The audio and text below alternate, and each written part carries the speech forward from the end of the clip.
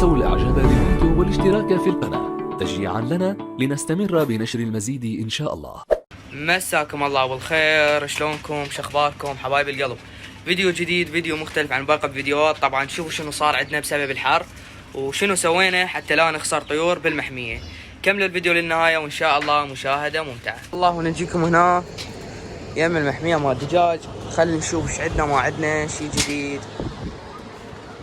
السمانات ماكو شي جديد. هذني الافراق طبعا خالين الخبز منقع على مود البرودة.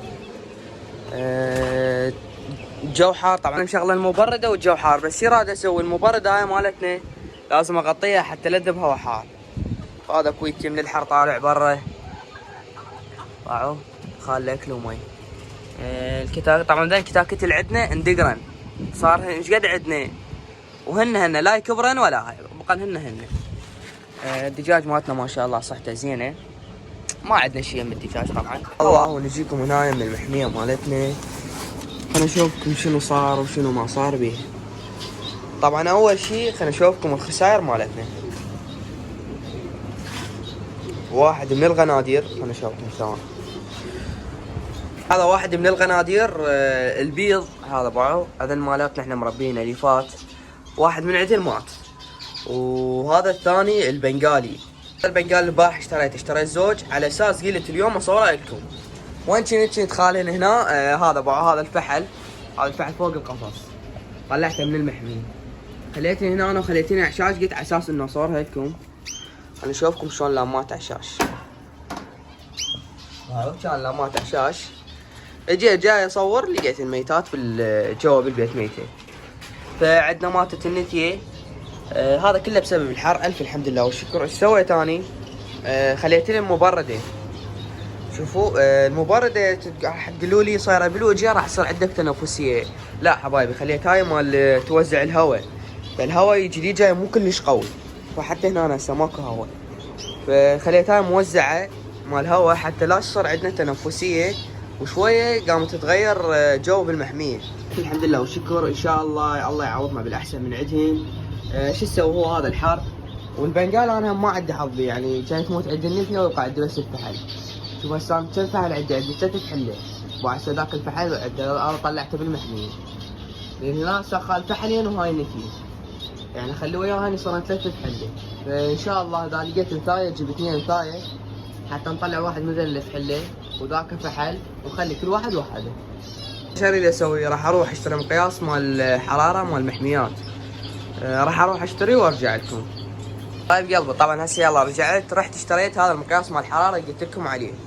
باعوا هذا المقياس. خلينا نشوفكم اياه ثواني. راح اخليه هنا مكانه. هنا صار الاول شيء اللي فوق درجه حراره مال الجهاز، وهذا الثاني واحد درجه الحراره هذا الحساس باعوا. وهاي تجول عليه منه هاي الرطوبه، واللي هاي الثانيه الساعه. انه هي درجه الحراره اعتياديه لازم تصير بالمحميه 30 ل 28. ان شاء الله نتحكم بالحراره عن خلال هذا الجهاز. خلينا نشوفكم الكناري. باع الكناري ما شاء الله. خليت لها عشاش، لمت عشاش وقعدت بالبيت. ان شاء الله اذا بيضت عندنا. طبعا بالفيديو السابق سألتكم سؤال، قلت لكم البنغالي زقن الكناري ولا لا؟ اكو عالم قالوا الزقه واكو عالم قالوا ما الزقه.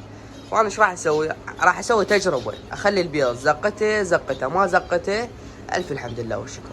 اذا تذكرون خلينا عشاش هواي عندنا هنا، فجاي اشوف الطيور كلها جاي تلم عندنا عشاش. اريد اصعد هسه انا وياكم. اريد اشوفوا عندنا باع هنا اكو عشاش هنا مبين. شوفوا طبعا هنا اصعد اشيك البيوت اشوف وين لما نعيش. هاي اعتقد بالبيوت كلها شفتها قاعدات بيهن. واذا اشوف الحمام الملكي مالتنا ايش قد وصلت بيض. لا حبيبي مطفيها لين بعد ما يحتاج، خليت له مبرده. هي راح تغير الجو مال المحميه. هسه تعالوا خلينا نصعد انا وياكم ونشيك العشاش مالتنا. بسم الله الرحمن الرحيم. عندنا اول شيء هنا شفتني لمن عشاش. اي جاي لمن هنا ماكو شيء.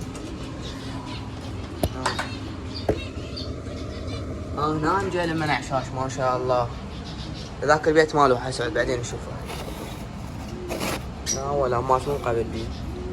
لا ذاك البيت جديد. تعالوا خلينا نشيك صحة الافراخ مالتنا.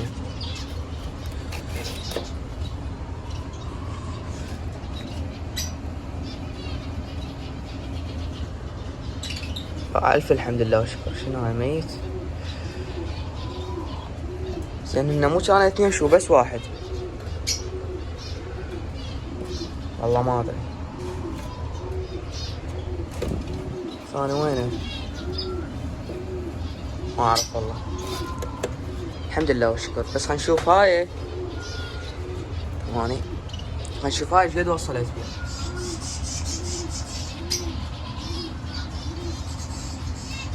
ما شاء الله بيضتين، يعني نعم الحمد لله. بس كون ان شاء الله انه هذين البيضتين يطلعن عندنا. طبعا حبايبي اذا سوف التجربه انا وياكم. بس اول شيء خلينا نشوف هذا البيض اللي عندنا هنا. اول بيض انا اكو بيض اعتقد كانت فيها فرخ. اي هسه خلينا نطلع ذن البيضتين. ثواني خلينا نطلعهن وارجع لكم. هذين البيضتين طلعتهن. طبعا انا كنت خال بيضتين خربانات لان باعوا مثل ما تشوفون. ردت اشوفها انه تقعد على البيض لو لا، فشفتها انه جاي تطب وتقعد على البيض. فهسه اريد اسوي تجربه ثانيه. راح اجيب بيض من الفناجس العاديات مالتنا بيه افراخ، راح اخليه هنا. اريد اشوف الزق الافراخ يعني اذا فقسن. بس ما خابص عنده اذا فقسن الزقن لو لا، لو ما يحكي الا ويحكي. المهم راح اروح اجيب البيض وارجع لكم. هاي البيضه جبتها، هاي بيها شرايين وشاده البيضه، فراح اخلي بيضه واحده، ما اريد اضحي بالبيض كله. ثانيكم راح اخلي هاي البيضه ونسوي تجربه. شوف هسه هي طابه جو، فحتى انه نحافظ على البيض مالتنا. فهذا البنغالي اشتريته 24 ساعه واقف فوق القفص مالتهم. خليت البيضه. هسه بعد فتره هم انا وياكم يعني على الفيديو الجاي ان شاء الله انه هاي البيضه مفقسه، فحتى نفحصها انا وياكم ونشوفها تزقها لا، حتى اذا خلينا بيض جواها ليش نخسرهن. وهذا بنغالي موتني يريد يطب وياهن. والله ما ادري يمكن لازمه اخليه وياهن. المهم طبعا اني النافوره مالتنا مطفيها لهم شغلهم مبرده حتى لا يسبحن وجهن قدام الهواء يتمرضن عندنا. بقلبه طبعا تعالوا خلينا نشوفكم هاي مال عباد الشمس شلون صارت عندنا. باعوا. طبعا انا اشوف مرات النحل يجي هنا عليها، صورتها لكم انا بالفيديو السابق. الفيديو السابق قلت لكم انه هذا بطيخ، طلع هذا مو بطيخ رقي. انا اشوفكم وش طلع عندنا باع. هذا رقي بس هاي تكبر تصير ايش كبر هاي. شوفوا هذا هنا هواي رقي جاي يطلع بيه، يعني اكو جاي يشوفه يريد يطلع. هاي باعوا. هذا رقي. هي كان صاعده لي فوق فصار حمل ثقيل اذا طلع بيها رقي. نزلتها بالقاع خليت تخليها تسحب بالقاع، لان هي تسحب بالقاع باعوا. هاي شوف تصير ايش طولها، هاي طويله تصير. فعفتها ما ادري شي بيه. انا زارع هم بطيخ، يمكن هذا بطيخ زارع، يمكن هذا ما اعرف. فبدأت تطلع عندنا رقي الحمد لله والشكر. تعالوا هسه خلينا نجيكم يم النحل ونسولف لكم عن النحل. تمام. اول شي خلينا نجيب لكم الغراض مال النحل الخاصه بي اللي مشتريها للنحل. راح اجيبها خليها لكم قدامكم حتى تشوفوها. اول شي شنو الغراض اللي تحتاجوها قبل لا تشترون الخليه؟ تجيبوها يعني قبل الخليه حتى انه بعدين يلا تجيبون خليه. اول شي تجيبون هاي مدخنه، شوفوها مدخنه راح تفيدك هواي. اكو عالم تستخدمها واكو عالم ما تستخدمها، بس الافضل انه تستخدمها حتى النحل لا يصير شرس. هاي عتله. طبعا العتله هسه اشوفكم شلون راح افحص بيها. اكو عالم تجيبها واكو عالم ما تجيبها، بس الافضل انه تجيبوها لان تفيدكم بفحص الاطارات. يعني اكو اطارات تكون لازقه فتقدر بهاي تطلع الاطارات. وهاي انا هم شارح لكم عليها مال حشره فروه تصير على النحله، تخليهن قطعه واحده كل 3 اشهر يلا تبدلهن وحده ثانيه. هو هذا التشيس بيه هواي واعوج قد بيه هواي، فكل فتره تخليهن وحده من الفتحه من هنا هن يستخدمنها. هو هاي تشوفوا فان تشوفوا جايبه، بس تشوفون انا ما البس جفوف لان النحل اللي عندي مو شرس، فما البس جفوف. اتضايق من البس جفوف، ما اعرف ابحث. وهاي الخوذه حتى لا يقرصك النحل بوجهك. هذن الاغراض تشتروهن. طبعا المكان ببغداد الاغراض يبيعون ذني بالسنك، اما باقي المحافظات والله ما اعرف وين يبيعوهن. فذن الاغراض. وبعد شو تجيبون اطارات، بس ما انصحكم تجيبون من هاي الاطارات. اني جبت ذني وتورطت. فاكو اطارات هاي سعر طبعا الاطار 2000 دينار. اكو اطارات تصير شلون عبالك محترقه. هسه اشوفكم الاطارات ذني عدي. فانت اذا تخلي هذا الاطار راح ياخذ عندك شهرين هيجي يلا عود النحل يخلي لك بيه عسل، حتى يجوز اكثر من شهرين. لان النحل يشتغل عليه هواي، اكو يجي اطار هو جاهز يعني بيه شمع وبيه كل شيء. اذا تخلي له هذا النحل يقعد يلم شمع لحد ما يكمله يتاخر. فانصحك تجيب من ذنيك الاطار، ذاك الاطار يطلع تقريبا 4000 وهذا 2000 دينار. ليش؟ حتى تكسب وقت. تجيب من ذنيك الاطارات وانت بعد بكيفك تجيب من هذا بعد كيفك. هاي اول شغله. تجيبون ذن الغراض، بعدين تشترون خليه. اكو الخلايا طبعا تنباع، اكو 4 اطارات، اكو 5 اطارات، اكو حتى 3 اطارات. يعني هو من 3 اعتقد اقل شيء 3 لو 4 وانتم صاعدين فوق. اكو 10 اطارات، ال10 اطارات تجي بهذا الصندوق، وباقي الاطارات ال5 وال4 يجن بهذا الصندوق. شوفوا هذا انا اشتريتهم بهذا الصندوق، الصندوق يجي وياهن. ثاني شغله طبعا حبايب قلبي، النحل بيه هواي انواع. اكو انواع، اكو نحل اسود، نحل اصفر، فانواع هواي. اكو نحل شرس واكو نحل مو شرس. هذا النحل اللي عندي انا مشتري النحل مو شرس، يعني هذا جاي تشوفونه حتى مالبس شفوف منه بحصن، يعني ما يأذي النحل عندي. بس اذا انت تأذيه راح يأذيك.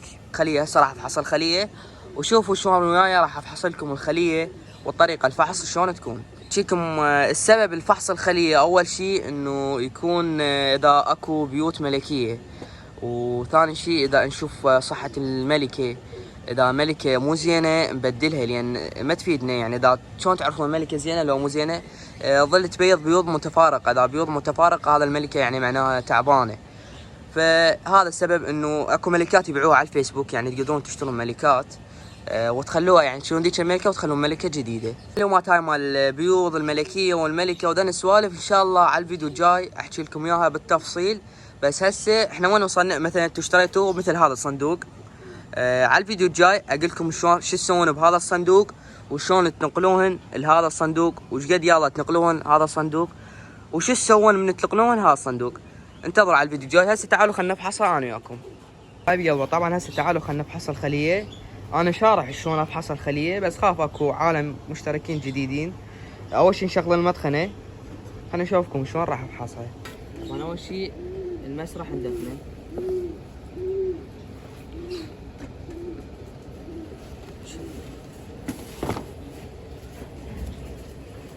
تروحون بس ندخن الاطارات حتى النحل كله يطب جوا. هسه تعالوا نفحص. اول شيء عندنا الكاندي مخلص. هذا الكاندي الاكل، هذا اكل غذاء مالتهن مخلص. بعد ايش عندنا؟ خلينا نفحص الاطارات. شوف هذا الاطار انا صار ايش قد من خاله لحد هسه انه كل شيء ما مسويات فيه. فمثل ما قلت لكم انه هذا الاطارات تجيبون مثل هسه. شوفكم شلون راح اطلعها لك. خلينا نشوف. هاي طبعا هاي العتله اللي حكيت لكم عليها. يكون طريقه الفحص هيك حتى خاف اكو اطار لازق هيك. باعوا نخليه على صفحه. هذا الاطار اللي لكم جيبوه من عنده هيك يكون. فالمهم طبعا ما شاء الله هذا الاطار عندنا بيه عسل ما شاء الله.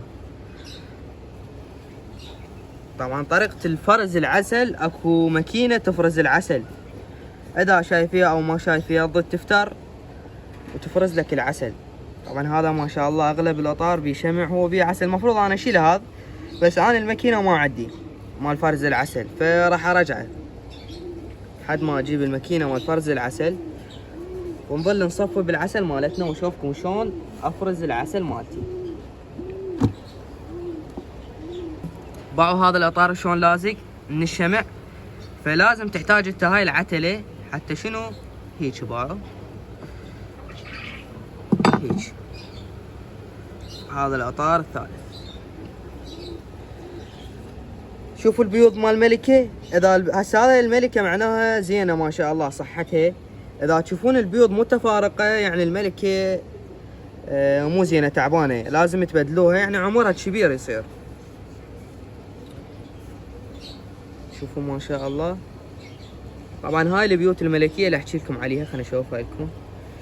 هذا اول واحد بيت. شوفوا هذا البيت. هذا البيت طبعا حاليا ما بيه ملكه. اكو بيت شلون تعرفون بيه ملكه؟ يكون مغلق، فمعناه هذا بيه ملكه لازم نطلعها اطار وحدها وخليه وحدها، يعني كل ملكه تاخذ لها جيش. واذا عفناها راح يصير عندنا تطريد، يعني ملكة تاخذ جيش وتروح.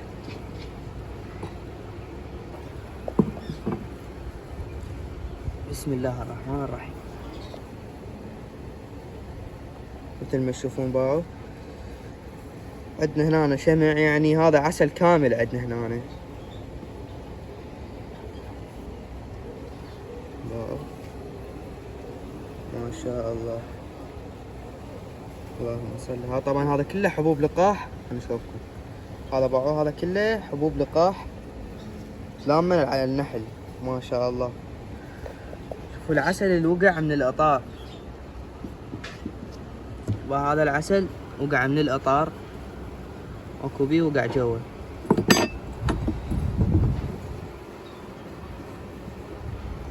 هو انتو لازم يكون الفحص مالتكم كل اسبوع حتى لا يصير عندكم تطريد، اهم شي لا يصير تطريد.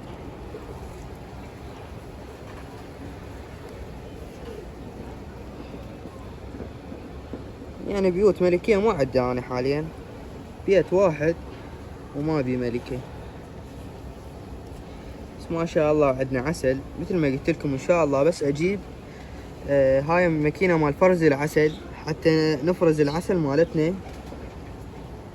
وشوفكم شلون افرز العسل. ما قبل الاخير هذا شوفوا جاي يشتغلن، هذا هم اطار قلت لكم عليه، جاي يشتغلن عليه صار جيد ولحد هسه ما كامل الاطار. فهذا الاطار يتاخر، جيبوا مثل هذا الاطارات شوفتينكم حتى على السريع قبل يجيب شمع ويخلي بيه عسل. وهذا الاطار الاخير.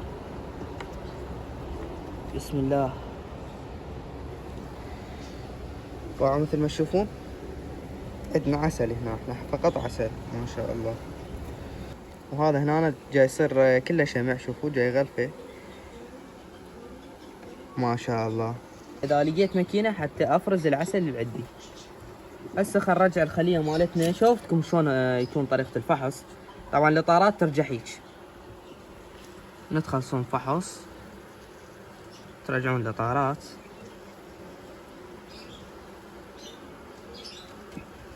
كل من مكانه. شوفوا،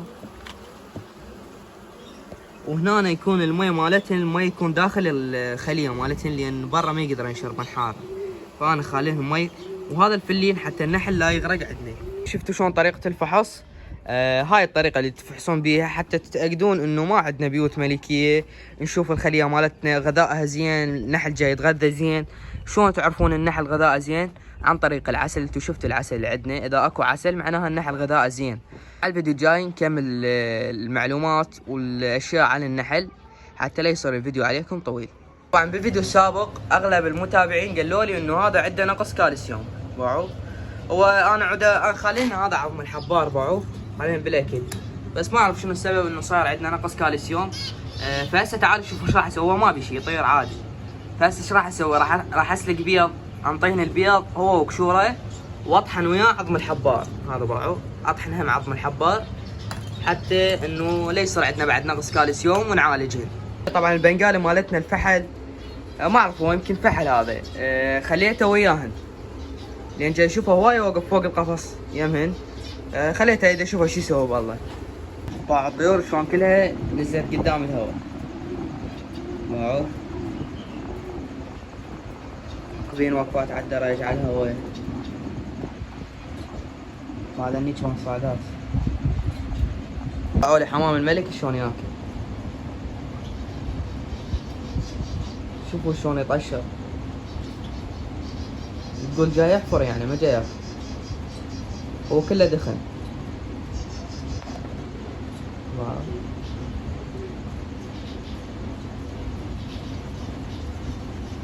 طبعا هاي الوجبه سويت لهم اياه على مود الكالسيوم. هذا بيض هو وقشوره برشته، وشويه قلت عظم الحبار طحنته لهم. طبعا هذا البيض مال الدجاج، بس ما راح اخليه لهم كلهن، حاولت اعلق فاص مالتنا. واو.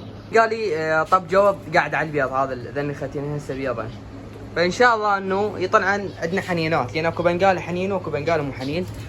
فراح اخلين هاي الصينيه هناك واوزع الباقي على القفاصه. طيب بس باعوا الكناري شلون جاي يوكلها. قبل شوي كان يوكلها بس حرامات ما لحقت اصورها. الفحل يوكل النتيل. طبعا هسه انا وزعت البيض عليهم كلهن باو.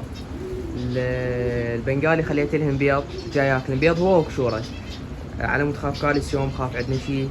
حتى الهاجرمو مالتنا خليت لهم غندور، خليت لهم كلهن جاي ياكلن باو، والكنارة جاي ياكلن. وباع الطيور مالتنا ما شاء الله كلها نزلت تاكل. هذا طبعا عظم الحبار من ديك الصفحه، وهذا البيض مالتنا هو وكشوره.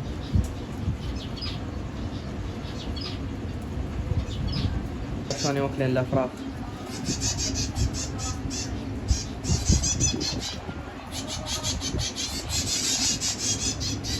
طيب عندي درجة الحرارة صعدت. شوفوا ايش قد صارت. المال جهاز 40 ومال حساس هذا 29. فايش سويت؟ عندي لايلون يعني شاده فوق، نزلت اللايلون على نص المحمية. واريد اشوف درجة الحرارة تنزل لو تبقى تصعد، لان اريد انزلها درجة الحرارة. فمنها جاي يجي هوا حار، نزلتها قلت بس وقت الظهرية انزلها، ومنها اكو تنفس الهن يعني. وعندنا مبردة من هنا فحتى تنزل عندنا درجة الحرارة. شوفوا جاي تنزل. حتى تنزل لان صارت المحمية حارة. اسوي وقت الظهرية هذا اللايلون انزله على النص، يعني مو كلش للاخير، حتى تصير المحمية باردة عندنا شوية باردة. شوفوا ايش صارت عندنا، قامت تنزل 37. يعني بهاي فوق كانت 41 صارت 40. فهيك راح اظل انزلها. انا ما اقدر ارش المحمية، كان رشيتها واصعد اسوي المحمية باردة، بس اذا ارشها راح يصير عندنا تنفسية، فحتى نبتعد عن الامراض بهاي الطريقة احسن. راح اظل اتابعها اشوف ايش قد توصل. يعني تعالوا هسه انا وياكم خلينا نشيك ايش قد صارت درجة الحرارة بالمحمية. بالجهاز 38، بالحساس هذا 35. تقريبا نزلت احسن من قبل، كانت 41 يعني بالحساس وبالجهاز 41، والرطوبة عندنا 29 باعوا. فكل زين درجة الحرارة. بعد هي المفروض انزلها اكثر. درجة الحرارة تكون طبيعية بالمحمية المفروض تكون 30 هيك تقريبا. كل زين بالمحمية درجة الحرارة. وهذا بنغالي طب قاعد على البيضة. هذا ضميته عفوا وياهن. هذا الفحل مالتنا قلت لكم اشتريته على اساس اصوره لكم، وماتت النتيا مالته. راح اعوفه لان هذا طلع شو اسمه متربى بس بالاقفاصه، فما يعرف يشرب مي وياكل من هنا. يعني طلعت هنا اشوفه بس يريد يشرب مي منه. او تعاركن انت ما راح اخليه بقفص هنا وحده. اي لان جاي تعاركن ما اعرف هسه. يمكن مو هذا قفص احنا ما عندنا شيء بيه، احتمال راح اخلي واحد هنا لحد ما اجيب انثايه اثنين ان شاء الله. بس اجيب اخلي كل زوج وحده، مو احسن؟ حتى نجيب لنا بيوت بعد من هاي باعوا، من هاي بعد كلها من هاي اجيب انا. بس باعوا النحل قام يجي هنا.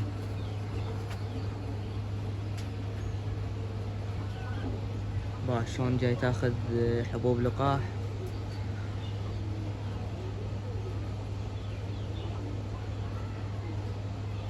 شوفوا هي برجليها اكو حبوب لقاح، باعوا جاي تاخذها برجليها. درجة الحرارة ايش قد صارت؟ 32 35 يعني زينة، احسن ما كانت 41. طبعا هسه تعالوا خلينا نلقى لنا فد فكرة انه شو اسمه هاي المشكلة مالتنا. يعني ويا الحمام الملكي اذا ظل هيك الوضعية القونية باسبوع تخلص. فخلينا نشوف لنا فد فكرة حتى نخلص من هاي. وايش قد دخن موقع الحمام الملكي. طبعا هسه راح اروح اشتري الغراض. اكو فد فكرة براسي، راح اروح اشتري الغراض قبل لا يعزلون. خلنا اروح اشترين وارجع لكم. اقول لكم شنو البنغالي كلهم طابات جوا.